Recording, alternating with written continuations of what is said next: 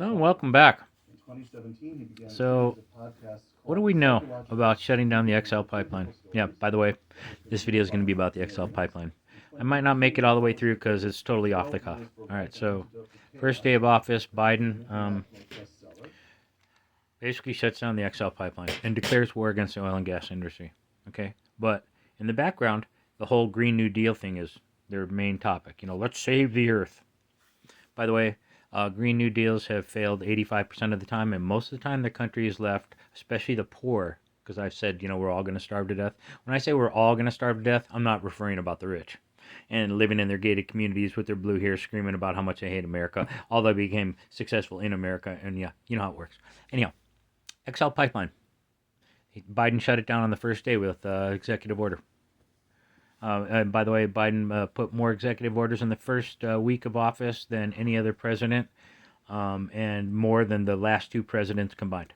Shutting down the XL pipeline, he shut down 25,000 jobs and 800,000 barrels of oil every day to the United States, which would have made us the number one oil and gas producer in the world and gave us a net export that we could sell to other countries and make profit. Well, by contrast, what are we doing now? We're going over to our enemies like Saudi Arabia, Venezuela, all these other communist countries, begging them for oil, and then blaming everything on Russia. Although Russia gives us less than 3% of our oil, yeah, we try. The Democrats try to blame high prices of gas on Russia. Very weak. I don't even know what to say about that. So yeah, they shut down our pipeline, and then months later, they gave the go ahead for Russia to complete the pipeline to Germany. Crazy. Shut down our pipeline, killed $25,000 jobs, killed 800,000 barrels of oil coming to us, and gave Russia a pipeline. Oh yeah, and one other little caveat, the pipeline was completely paid for, and then think about all those businesses that were along where the pipeline's being built. Yeah, all those businesses that were depending on that, income from those workers, lodging, food, all the other stuff, that would all came into those economies. So basically, as you can see, what he's doing is he's trying to make the poor poorer. And he doesn't even care about his own party because 25,000 of those union members that were working on the pipeline, I'd say 80% of them probably voted Democrat because unions are normally Democratic. So do you see how that it almost seems like the only people they care about is the rich? And now, what's the other thing that I wanted to talk about today? So by taking America having to be number one in the world on oil and gas production with a net export. The price of gas under Trump was $1.70 right before he got out of office. So what do you think would have happened then? We all saw how Trump, started to make huge improvements on our daily lives and on the economy. Number one economy in the world, in the history of the world, of any G7 nation in 2018. Yeah, nice. Yeah, and you condemn him for him. Why he's being attacked by the news, by the newspapers, by social media, by White House, Senate, and Congress, and by big Hollywood, all attacking him all at once, and he still gives us the world's greatest economy. Hey, everybody knows the guy doesn't have the greatest personality. But sometimes personalities don't equal bad job performance. As far as job performance, Trump outperformed what I thought he would do tenfold. It was amazing. And just think if XL Pipeline came in, what he would do with that. So we'd have the ability to sell that excess. We'd be number one in the world in something. Yay, finally. So what does it tell your enemies when you're number one in the world in something and then you just give it up? Then the other thing was, oh yeah, and just think what would happen to the price of gas. It was already like $1.70. If we had 800,000 new barrels of oil every day coming in, then it would have gone down to probably $1.50. Who knows? Trump doesn't care. Trump's America first over everything.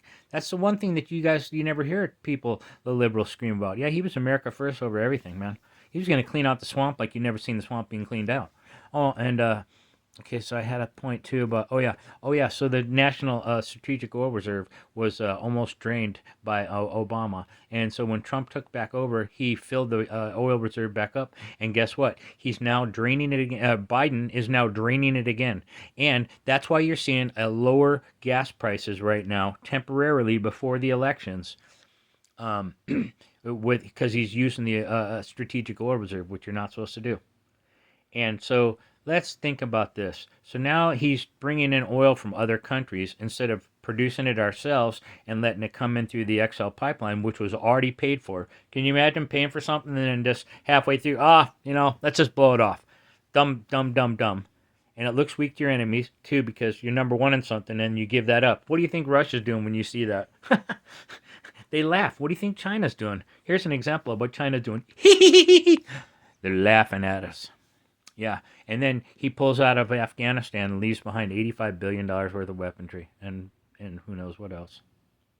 So I think you see what the point is here. That in one day, he did more damage to the economy than any other president's ever done.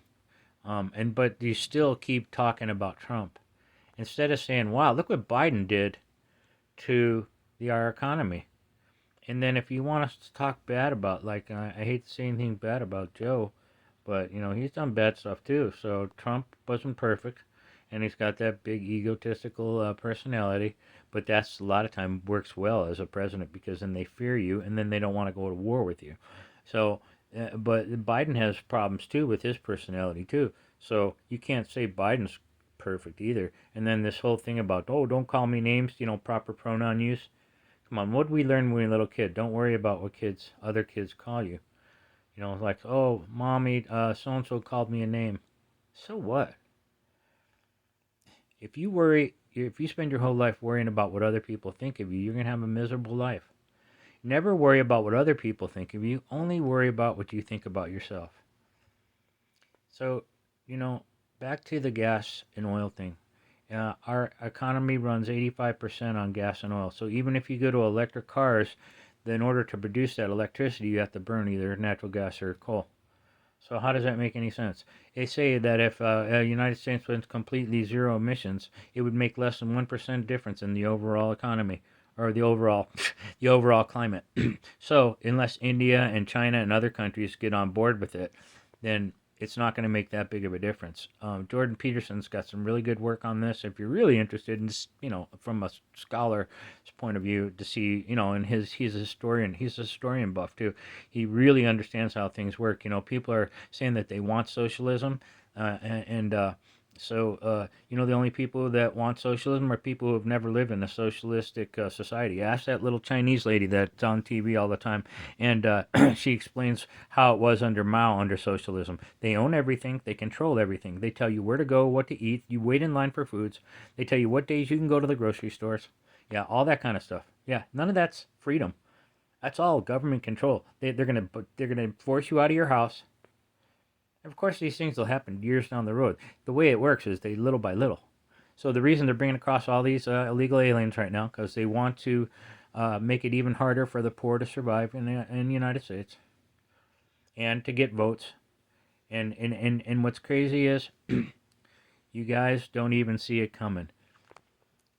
Karl Marx professed socialism tyrant is a mass murderer. And what is socialism? A little brother to communism.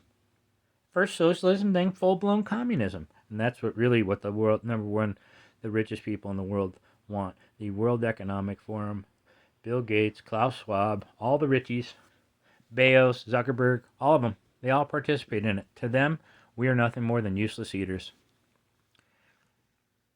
Alright guys, this video is going to take forever to upload.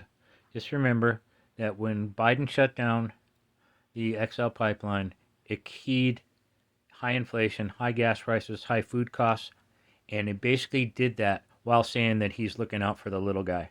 Whenever the government, which is turned tyrannical, is trying to overthrow the democracy, they'll always say it's for your safety and to protect democracy, which is the exact opposite of what's really going on. What's going to happen is the poor is going to get poorer, and if we go to 0% emissions, it'll cost the country trillions. They'll say that it'll just be a small time for us to adjust to it. And basically, that small time to adjust is when all the poor will get poorer, and it opens up the door for possible tyranny and the overthrow of democracy. Unfortunately, folks, my time has run out today. Thank you for listening. Hopefully, this message will reach a few people. Yeah, go red, vote red, and let's hope for the best. Not a racist. Catch you on the next one.